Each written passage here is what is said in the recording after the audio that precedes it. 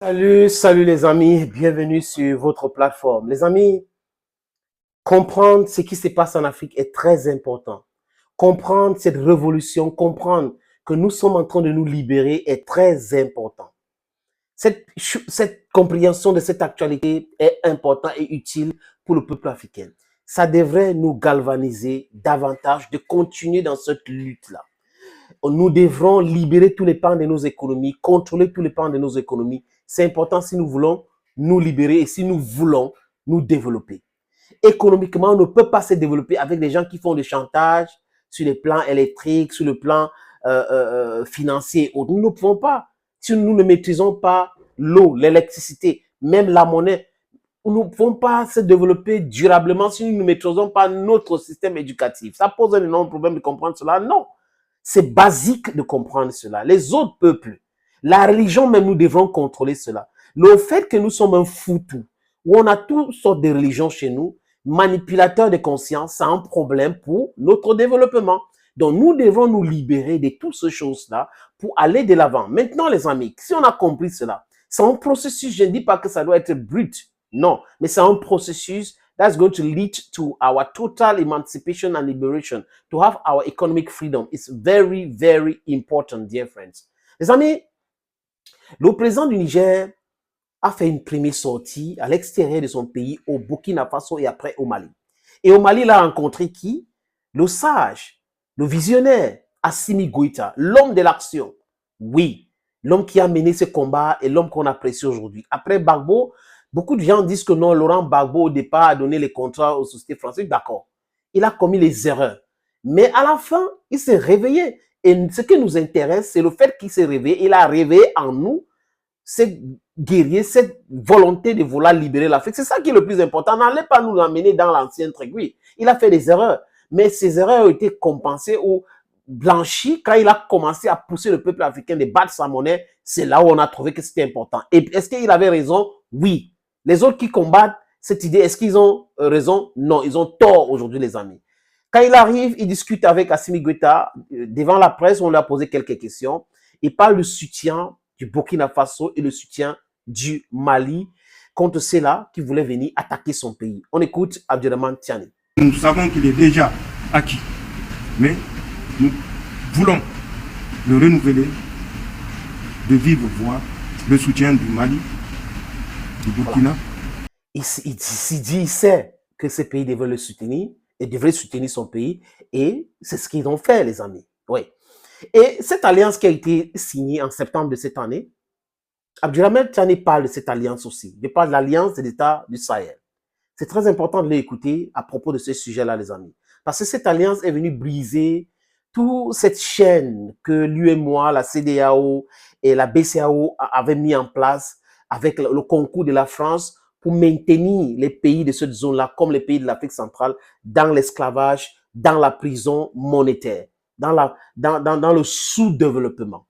Et ça arrivé. Et lui, il souhaite que ça passe à une autre étape. Et c'est l'étape qu'ils sont en train de travailler aujourd'hui. Il y a consultation des ministres des mines, raffineries, au Burkina Faso, au Mali, certainement au Niger, très bientôt.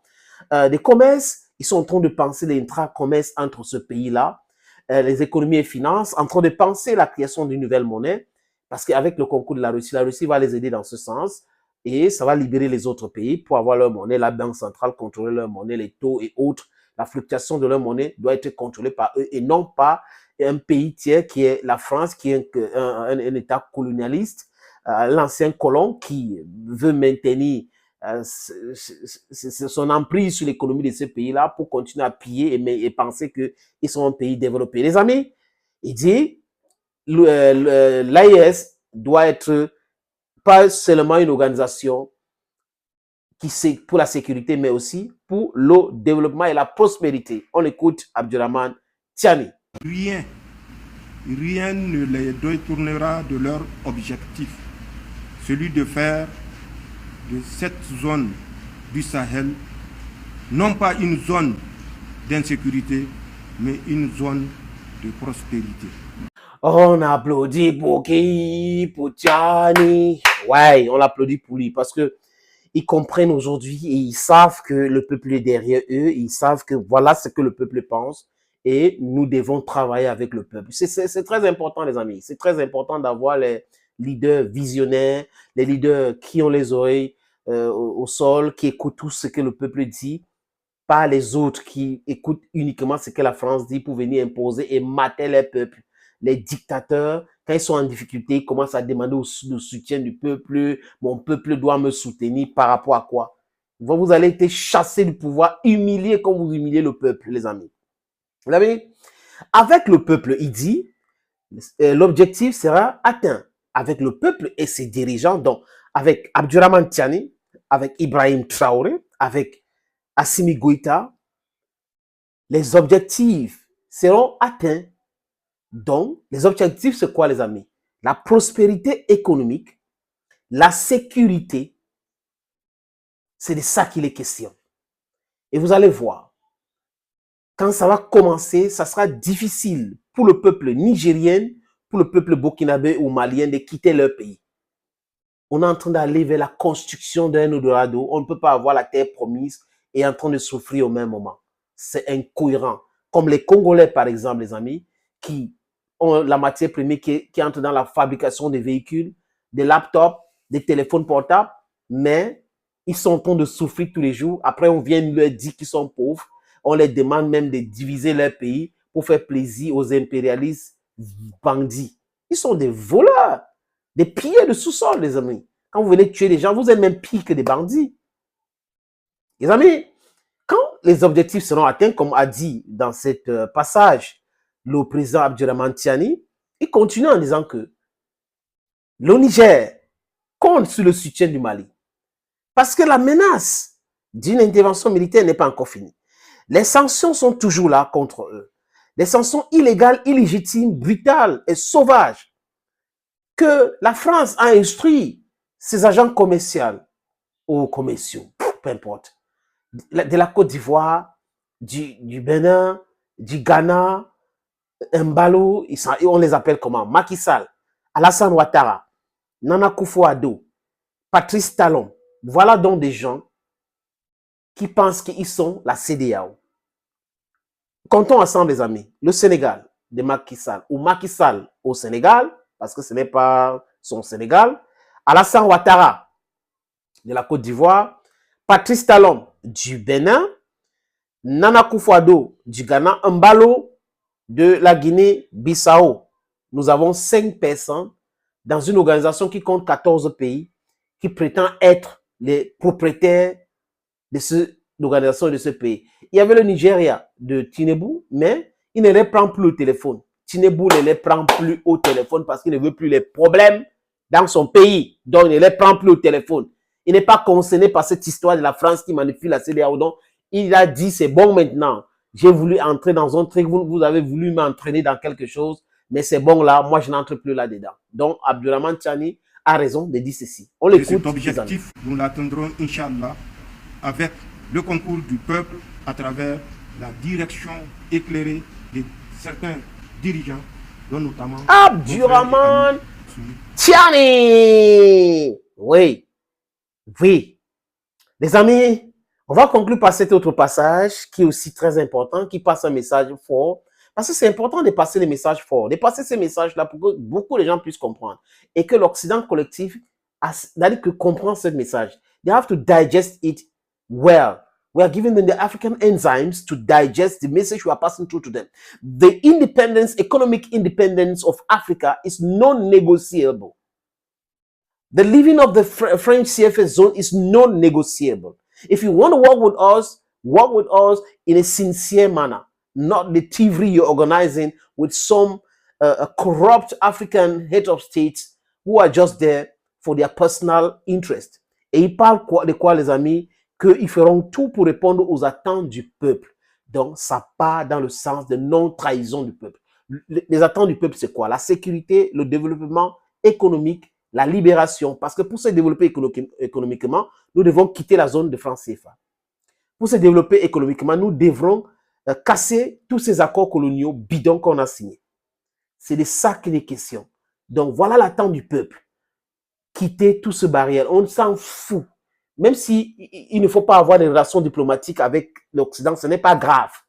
Ce n'est pas du tout grave. ça va de notre libération. Ils vont comprendre le bien fondé de notre combat, je parle du peuple, les différents présidents qui vont venir dans ce pays-là pour pouvoir signer d'autres accords avec nous, gagnant-gagnant. C'est ce que nous voulons. Voilà le message que nous voulons passer. C'est un rapport de État à État et non un rapport des États à leurs grands frères ou leurs grandes sœurs et tout ça. Nous ne voulons plus de ça. Les amis, écoutons ce dernier passage. Mais nous pouvons assurer que nous ferons tout, je dis bien tout, pour répondre aux attentes des peuples de l'Alliance des États du Sahel. Voilà, c'est Abdurrahman Tiani qui l'a dit et il dit ça bien. Thank you friends for watching. Stay blessed. I leave you in the company of this video. Very important les amis. Regardez cette vidéo jusqu'à la fin. Hello friends. Salut les amis. Ici le sénateur Clétus, votre humble serviteur, votre ami, votre camarade. Ce que je vais vous dire là, ce n'est pas de la publicité, mais une information importante. Je sais que la diaspora travaille d'arrache-pied pour construire des sociétés, pour embellir les villes et les vies des gens qui sont ici en Afrique. Et cette diaspora qui travaille, qui est travailleuse, les amis, se pose souvent la question à savoir les moyens fiables et rapides d'envoi d'argent en Afrique. Oui, les amis, la solution, c'est Sendwave. Avec Sendwave, c'est facile et c'est rapide. Avec Sendwave, vous pouvez envoyer jusqu'à 10 000 euros et pousser votre limite jusqu'à 40 000 euros. Je répète, jusqu'à 40 000 euros, les amis. Les pays concernés, pour les amis de la diaspora, c'est la France, c'est l'Italie, c'est l'Espagne, c'est la Belgique, c'est l'Irlande, c'est les États-Unis d'Amérique, c'est le Canada et c'est le Royaume-Uni. Si vous êtes dans ce pays que je viens de citer, prenez votre téléphone iOS ou Android, allez sur App Store ou Play Store, téléchargez cette application. N'oubliez pas que pendant le processus d'inscription où vous mettez vos informations utiles, les amis, mon code promo est là. Sénateur ou Sinétor, si vous voulez bien. SENATOR. Lors de votre première transaction, ça va vous donner droit à quoi? 10 euros de bonus. Oui, les amis. Pour le private key, vraiment, c'est fiable. Je suis fiable. J'ai des amis qui ont déjà testé dans la diaspora. On m'a déjà envoyé l'argent à travers Sendwave. La prochaine question, c'est de savoir quels sont les pays concernés. Oui, nous sommes en France, nous sommes en Italie, nous sommes en Espagne, nous sommes en Belgique, nous sommes en Islande, nous sommes aux États-Unis, nous sommes au Canada, nous sommes au Royaume-Uni. Comment faire? C'est quel pays? On peut envoyer l'argent à destination de quel pays? Il y a le Mali, il y a le Cameroun, il y a le Sénégal, il y a la Côte d'Ivoire, il y a le Congo-Brazzaville et il y a le Congo-Kinshasa. Si quelqu'un me pose encore une autre question, genre, sénateur, oui, si j'envoie l'argent dans ces pays que tu as cités, comment ils vont faire pour recevoir de l'argent? C'est simple. Au Mali, c'est avec Orange Money. Au Cameroun, c'est avec MTN Momo. En Côte d'Ivoire et Sénégal, c'est avec Wave. Au Congo-Brazzaville, c'est avec Etel, c'est avec MTN, c'est avec Express Union, Cash Lomburu. Au Congo-Kinshasa, les amis, c'est avec Etel, c'est avec Pesa, c'est avec Orange Money, c'est avec Express Union, donc Cash. Je répète, avec Sendwave, c'est rapide, c'est facile et c'est fiable.